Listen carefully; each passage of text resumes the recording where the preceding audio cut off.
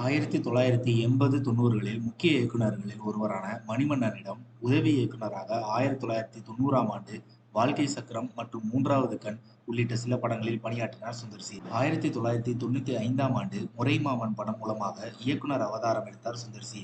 முதலில் இந்த படத்தில் நடிக்க சரத்குமாரை அணுக, அது சில காரணங்களால் நடக்காமல் போக உள்ளே வந்தார் ஜெயராம்.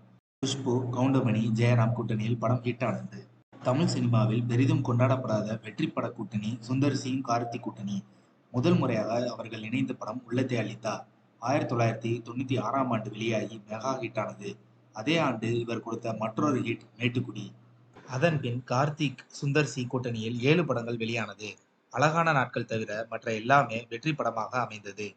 படம் இயக்க ஆரம்பித்த 2 ஆண்டுகளில் 5வது படத்தில் சூப்பர் ஸ்டாரை இயக்கும் வாய்ப்பு வர, அதை தரமான சம்பவமாக செய்தார் சுந்தர் சி. அந்த சமயத்தில் அரசியல் ஆர்வத்தில் இருந்த ரஜினிக்கு இது பெரிய தொடக்க புள்ளியாக வெற்றி படமாகவும் அமைந்தது. அவரது ஆரம்ப வெற்றிகளின் பெரும் பங்கு கவுண்டமணி அவர்களே சாரும். இந்த கூட்டணி மொத்தம் 11 படங்கள் இணைந்து பணியாற்றியது. அழகேசன் தவிர்த்து எல்லாமே பெரிய வெற்றி படங்கள். தனது முதல் பட கதாநாயகியான நடிகை குஷ்பு அவர்களை 5 ஆண்டுகள் காதலித்து 2000ஆம் ஆண்டு திருமணம் செய்து கொண்டார் சுந்தர் சி. முக்கிய விஷயம் என்னவென்றால், இருவரும் பணியாற்றியது முறைமாமன் என்னும் ஒரே படம்தான். அப்போதுதான் இவர்கள் இருவருக்கும் காதல் ஏற்பட்டது. காமெடி படங்களை இயக்கிக் கொண்டிருந்த சுந்தர் சி அவர்களுக்கு 2003ஆம் ஆண்டு கமல் அவர்களை இயக்கும் வாய்ப்பு கிடைத்தது. அப்படி உருவான படம்தான் அன்பே சிவம்.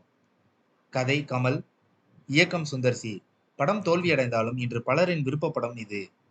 வயது முதிர்வின் காரணமாக கவுண்டமணி படங்களில் நடிப்பதை குறைக்க தனது படங்களில் வடிவேலு அவர்களை பயன்படுத்த ஆரம்பித்தார் சுந்தர் சி. இந்த கூட்டணி முதலில் இணைந்த படம் 2003ஆம் ஆண்டு வெளியான வின்னர். இந்த கூட்டணி சமீபத்தில் வெளியான கேங்கர்ஸ் உட்பட 7 படங்களில் இணைந்து பணியாற்றியது. கடந்த 30 ஆண்டுகளில் 38 படங்களை இயக்கி இன்றைய தலைமுறை இயக்குனர்களுக்கு இணையாக இப்போதும் கூட 4 படங்களை ஒரே நேரத்தில் இயக்கிக் கொண்டிருக்கும் சுந்தர் சி நாம் கொண்டாட தவறிய இயக்குனர். இவருடன் மற்றும் இவருக்கு பின் வந்த பலரும் காணாமல் போக இந்த குதிரை மட்டும் இன்றும் ஓடிக்கொண்டிருக்கின்றது. இவரது 30 வருட திரையுலக பயணத்தை கொண்டாடும் விதமாக இவரது மனைவி குஷ்பு அவர்கள் இன்ஸ்டாகிராமில் ஒரு பதிவினை பதிவிட்டுள்ளார்.